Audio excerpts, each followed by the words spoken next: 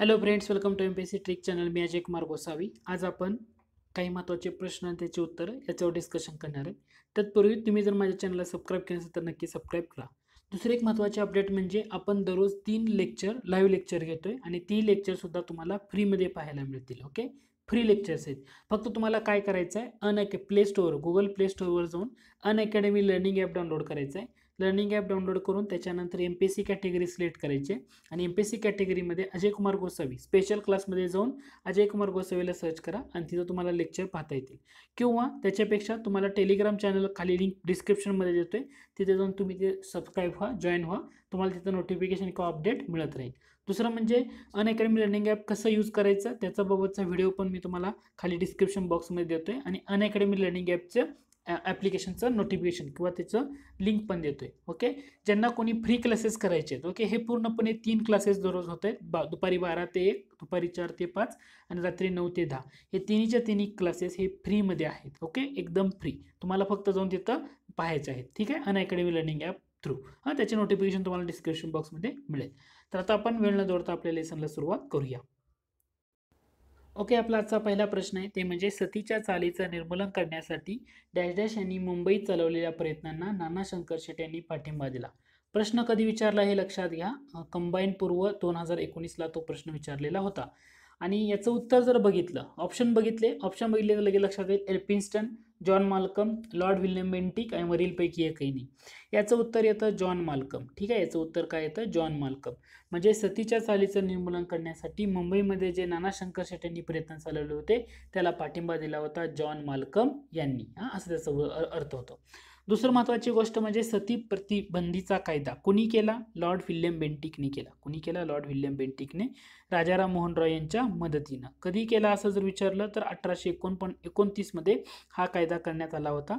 हा कायदा सुरुवातीला कोणत्या प्रांतामध्ये लागू करण्यात आला होता? तर तो करण्यात आला होता बंगालमध्ये. ठीक आहे, बंगाल प्रांतामध्ये. असं जर विचारलं किंवा तुम्हाला असं जर विचारलं मद्रास आणि मुंबई प्रांतामध्ये सती प्रतीचा कायदा, जो बंदीचा कायदा आहे, तो केव्हा लागू करण्यात आला? तर त्याचं उत्तर येतं 1830. ओके, 1829 म्हटलं बंगाल प्रांतामध्ये, 1830 मध्ये म्हटलं मुंबई आणि मद्रास प्रांतामध्ये हा कायदा लागू करण्यात आलेला होता. लॉर्ड विल्यम बेंटिक यांच्यासोबत आणखी व्यक्ती कोण येते? राजाराम मोहन रॉय. हे लक्षात ठेवा. दुसरं महत्त्वाची गोष्ट म्हणजे लॉर्ड विल्यम बेंटिक यांच्याबद्दल लक्षात ठेवताना पहिली गोष्ट लक्षात ठेवायची ती म्हणजे पहिल्यांदा ते म्हणजे कुर्ग हे राज्य किंवा कुर्ग हे संस्थान खालसा केलं. कुणी केलं असा प्रश्न विचारला तर त्याचं उत्तर असणार आहे लॉर्ड विल्यम बेंटिक. कोणतं संस्थान? कुर्ग हे संस्थान. त्याचबरोबर तुम्हाला आणखी ॲडिशनली काय लक्षात ठेवायचं आहे?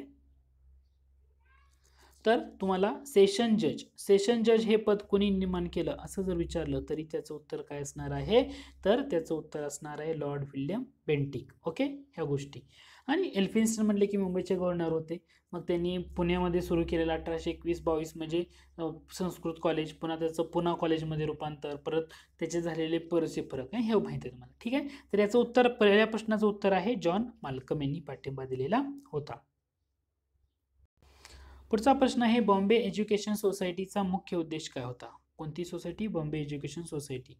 गरीब हिंदू मुलांना शिक्षण देणं, गरीब युरोपियन मुलांना शिक्षण देणं, गरीब आदिवासी मुलांना शिक्षण देणं. योग्य पर्याय निवडा. फक्त अ, ब, ब, क आणि फक्त ब असे ऑप्शन आहेत. आणि हा प्रश्न कधी विचारला होता? तर राज्यसेवा मुख्य 2012ला विचारला होता. Bombay education society. Bombay education society म्हटलं की नाना शंकर शेट हे नाव नक्की लक्षात ठेवायचं. त्यांचं योगदान त्यामध्ये खूप महत्त्वाचं आहे. आता याचं उत्तर जर बघितलं तुम्ही, खाली काय दिले पर्यायामध्ये बघा, फक्त अ, ब, क आणि ब, फक्त ब. याचं करेक्ट उत्तर काय आहे? याचं करेक्ट उत्तर आहे फक्त ब. ओके, तुम्हाला लगेच लक्षात येईल. फक्त ब म्हणजे काय? तर गरीब युरोपियन मुलांना शिक्षण देणं हे त्याच्यातलं महत्त्वाचं उद्देश होता. कशाचा? बॉम्बे एज्युकेशन सोसायटीचा. ओके, बॉम्बे एज्युकेशन सोसायटीचा महत्त्वाचा उद्देश काय होता असं जर विचारलं तर त्याचं उत्तर काय येतं? गरीब हिंदू मुलांना, गरीब युरोपियन मुलांना काय येतं? पर्याय क्रमांक बी म्हणजे फक्त ब बरोबर येतं. गरीब युरोपियन मुलांना शिक्षण देणं, हे लक्षात ठेवा. पुढचा प्रश्न येतो, इंग्रज सरकारने 1840 मध्ये, ओके, इंग्रज सरकारने 1840 मध्ये जस्टिस ऑफ द पीस ही पदवी येणं कोणाची नेमणूक केली? Justice of the peace. Okay, राज्यसेवा मुख्य 2013ला प्रश्न विचारला होता. राजाराम मोहन रॉय, बाळशास्त्री जांभेकर, दादोबा पांडुरंग तरखडकर का बाहू महाजन? आता 1840ला जस्टिस ऑफ द पीस म्हटलं की डायरेक्ट उत्तर काय येणार आहे, बाळशास्त्री जांभेकर. ओके, बाळशास्त्री जांभेकर. बाळशास्त्री जांभेकर म्हटलं 1832 काय सुरू केलं, दर्पण. ओके, हे 8 वर्षांनी बंद पडलं, म्हणजे 1840ला बंद पडलं. 1840ला त्यांनी नवीन सुरू केलं, ते होतं दिग्दर्शन हे मासिक. ओके, दर्पण दिग्दर्शन म्हटलं की बाळशास्त्री जांभेकर. किंवा एकदा प्रश्न आयोगाने असं विचारलं होतं, खालीलपैकी कोणते प्रकरण शेषाद्री, कोणता समाजसुधारक शेषाद्री प्रकरणाशी संबंधित आहे, तर ते येतात बाळशास्त्री जांभेकर. ओके, असंही विचारलं तरी लक्षात ठेवायचं. पुढचा प्रश्न आहे 1905 मध्ये यंग थिइस्ट युनियन ची स्थापना पुढीलपैकी कोणी केली, young theist union. Okay, option मध्ये राज्यसभा मुख्य 2017ला प्रश्न विचारला होता. ऑप्शन दिलेत रा.गो. भांडारकर, महादेव गोविंद रानडे, विठ्ठल रामजी शिंदे आणि चौथा आहे गंगाराम म्हस्के. याचं जर उत्तर बघितलं, यंग थिइस्ट युनियन म्हटलं की विठ्ठल रामजी शिंदे हे त्याचं काय असणार आहे, अचूक उत्तर असणार आहे. हा, विठ्ठल रामजी शिंदे म्हटलं की काय लक्षात ठेवायचं, डिप्रेस क्लासेस मिशन. ओके, हे लक्षात ठेवायचं. डिप्रेस क्लासेस मिशन म्हटलं की ऑक्टोबर 1906 मध्ये स्थापन केलेली डिप्रेस्ड क्लासेस मिशन. या मिशनच्या माध्यमातून ज्या विधवा आहेत किंवा बरंच काम चालत होतं. ओके, शिवणकाम, बाकी इतर जी काम आहेत ना ते सुद्धा याच्या थ्रू केलं जात होती. दुसरं म्हणजे डिप्रेस क्लासेस मिशनने केलेल्या योगदानाबद्दल जे पुणे महानगरपालिका आहे त्यांनी सुद्धा त्यांना काही जागा देऊ केली होती की तुम्ही चांगलं काम करताय तर पुढे कंटिन्यू ठेवा. ओके, तर विठ्ठल रामजी शिंदे म्हटलं की depressed classes mission, young theist union 1905. आणखी एक महत्वाचा पॉईंट येतो याच्यामध्ये, तो म्हणजे निराश्रित सेवा सदन. काय लक्षात ठेवायचं, उत्तर आपलं हे आहे विराज शिंदे. निराश्रित सेवा सदन कोणी सुरू केलं, निराश्रित सेवा सदन.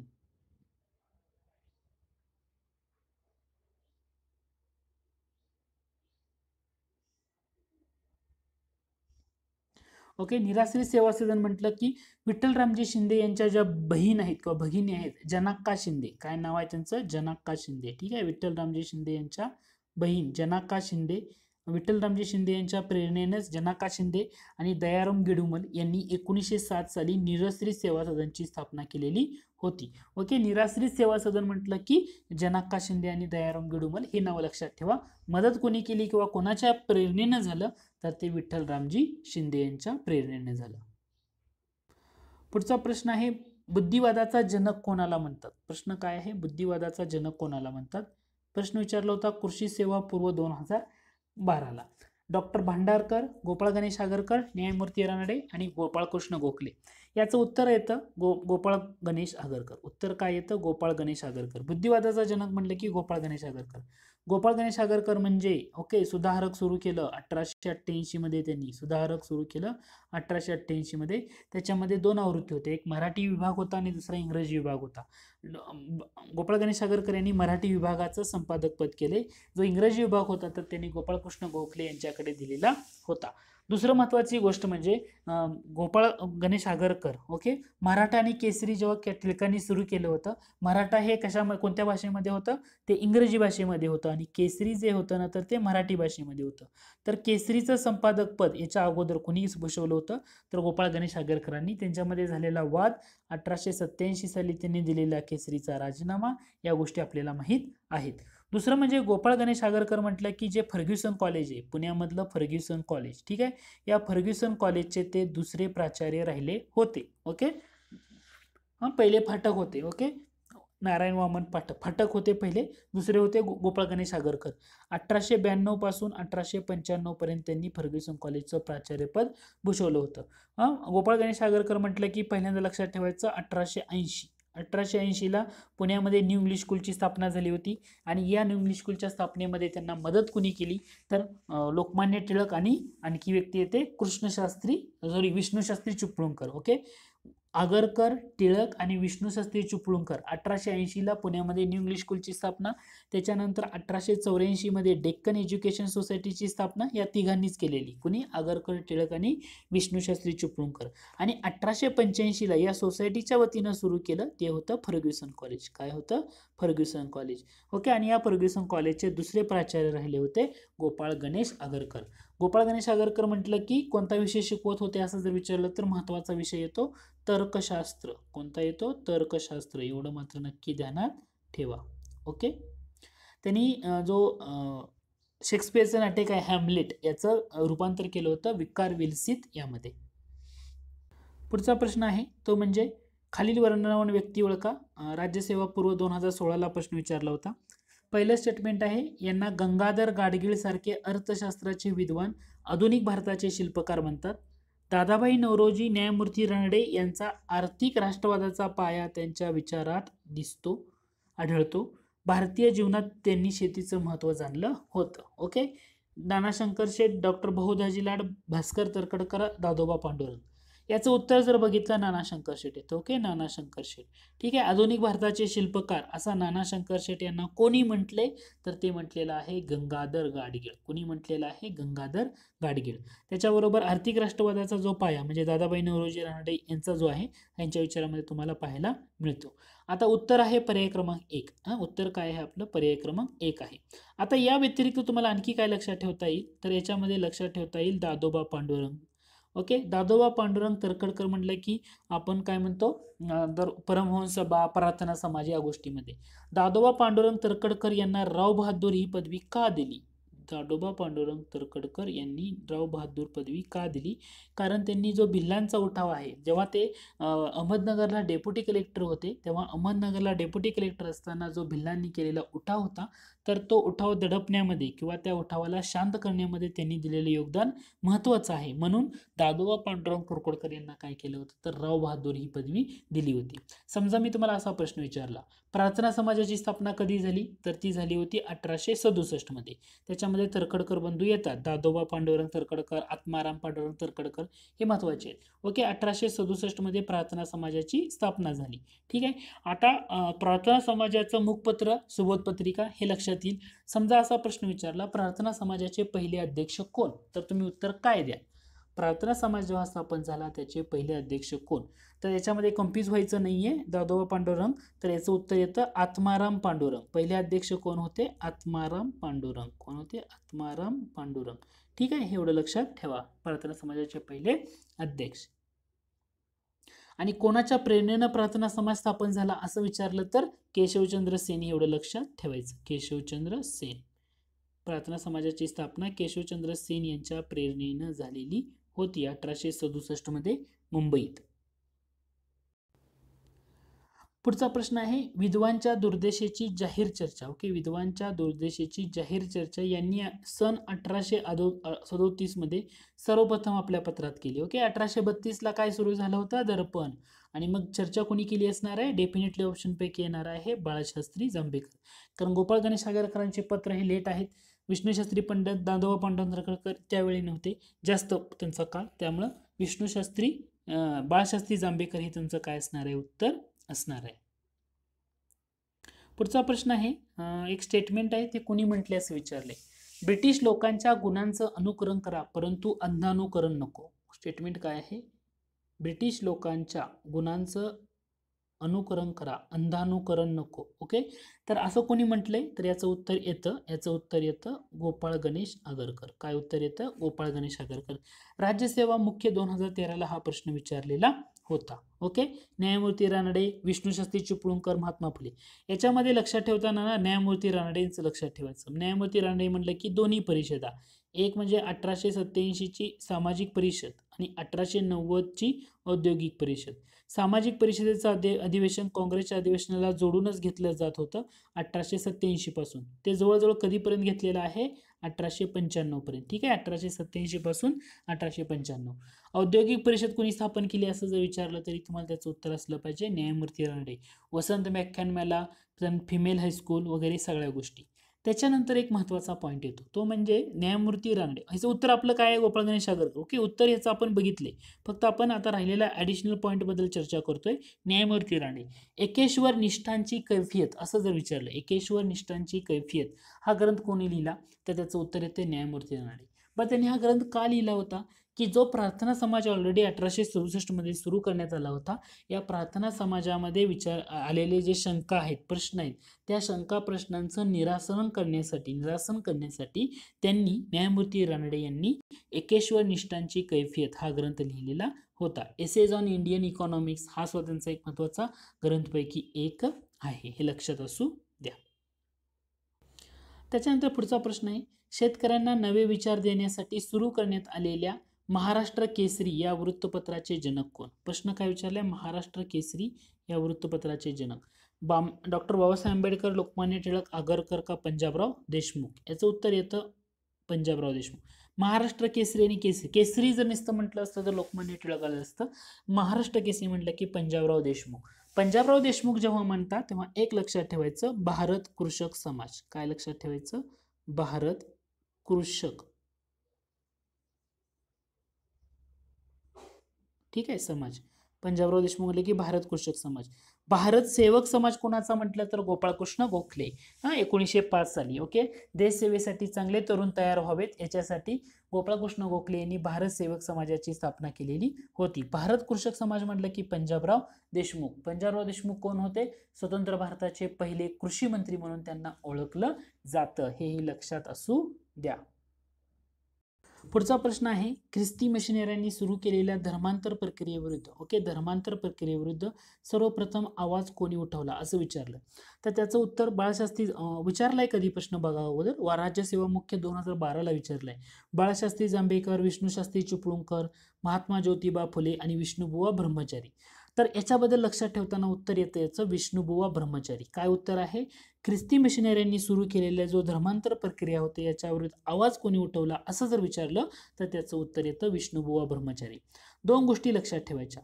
पहिलं महत्वाची गोष्ट, ख्रिस्ती मिशनऱ्यांनी जो धर्मांतर किंवा ख्रिस्ती मिशनऱ्यांनी सुरू केलेलं एक महत्वाचं वृत्तपत्र येतं, त्याचं नाव आहे ज्ञानोदय. ओके, ज्ञानोदय 1841-42 ची रेंज आहे. ज्ञानोदय कोणी सुरू केलं तर रे हेनरी व्हॅलेंटाईन हे त्याचे पहिले संपादक होते. आता या वृत्तपत्रामधून बऱ्याचशा गोष्टी होत्या. मग आता ख्रिस्ती धर्म मिशनऱ्यांनी जे सुरू केलेल्या गोष्टी होत्या, ओके, धर्मांतराच्या, तर त्याला आळा घालण्यासाठी दोन वृत्तपत्र महत्वाची. ती दोन वृत्तपत्र कोणती? तर दीपिका नावानं. एक आहे 1853 आणि दुसरं आहे 1855. ओके, वर्तमान दीपिका आणि सद्धर्म दीपिका हे तुम्ही नाव ऐकले असतील. ठीक आहे, वर्तमान दीपिका आणि सद्धर्म दीपिका हे वृत्तपत्र ख्रिस्ती धर्माला आळा घालण्यासाठी किंवा त्यांचा जो प्रसार केला जातोय त्याच्या विरोधात केलेली होती. ओके, आता या प्रश्नाचं उत्तर जर म्हटलं तर उत्तर काय असणार आहे तुमचं? विष्णुबुवा ब्रह्मचारी. ओके, यानंतर पुढचा प्रश्न आहे, कुटुंब नियोजनासाठी संतती नियमनाच्या साधनांचा वापर करण्याचा प्रचार सर्वप्रथम कोणी केला? वनसेवा मुख्य 2015ला हा प्रश्न विचारला होता. धोंडो केशव कर्वे, रघुनाथ धोंडो कर्वे, डॉक्टर भाऊ दाजीलाल आणि डॉक्टर कोटणीस. याचं उत्तर येतं रघुनाथ धोंडो कर्वे. काय उत्तर येतं? रघुनाथ धोंडो कर्वे. कुटुंब नियोजनासाठी संतती नियमनाच्या साधनाचा वापर करण्याचा प्रचार सुरुवातीने कुणी केला तर ते येतं रघुनाथ धोंडो कर्वे. त्यांनी समाज स्वास्थ्य नावाचं मासिक सुरू केलं. समाज स्वास्थ्यकार. ओके, समाज स्वास्थ्य.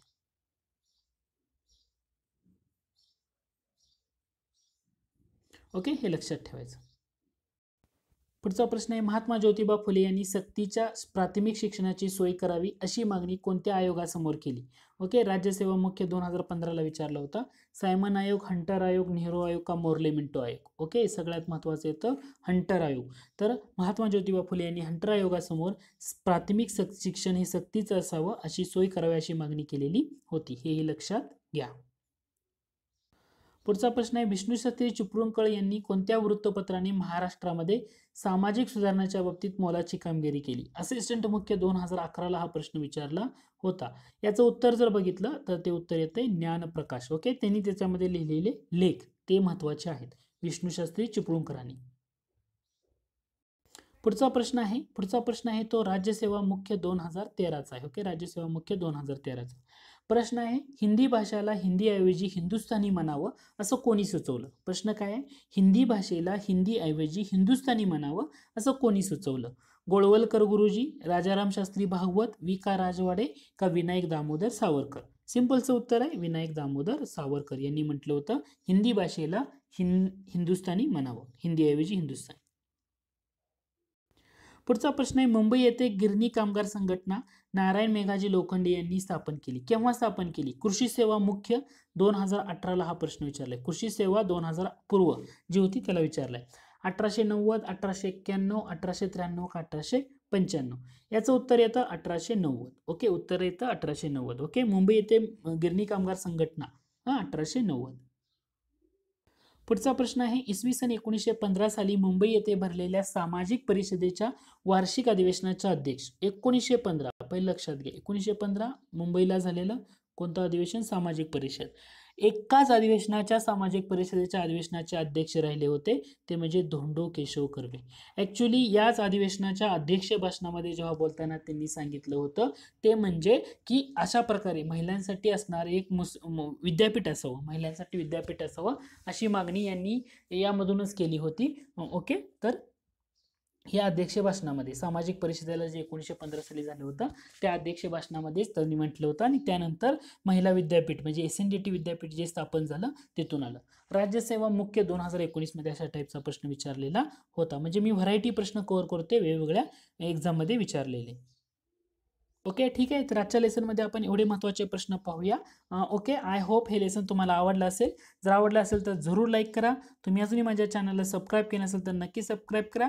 डिस्क्रिप्शन बॉक्समध्ये टेलिग्राम चॅनलची लिंक दिली, तिथं जाऊन नक्की जॉईन व्हा. तुम्हाला अनअकॅडमी लर्निंग ॲपवर पण आपले फ्री स्पेशल क्लासेस होते, तिथे तुम्ही ते लाईव्ह क्लासेस तुम्ही पाहू शकता. तुम्हाला त्याचा नक्की फायदा होईल. ओके, दररोज 3 क्लासेस होत आहेत, दुपारी 12, दुपारी 4 आणि रात्री 9. ओके, एक क्लासाचे ते क्लासेस आहेत. तुम्हाला कोणताही क्लास तुम्ही तिथं जाऊन पाहू शकता. त्यासाठी तुम्हाला टेलिग्राम चॅनलची लिंक दिली, तिथे जॉईन व्हा. Unacademy learning app Google play स्टोअरवरनं नक्की डाउनलोड करा. धन्यवाद.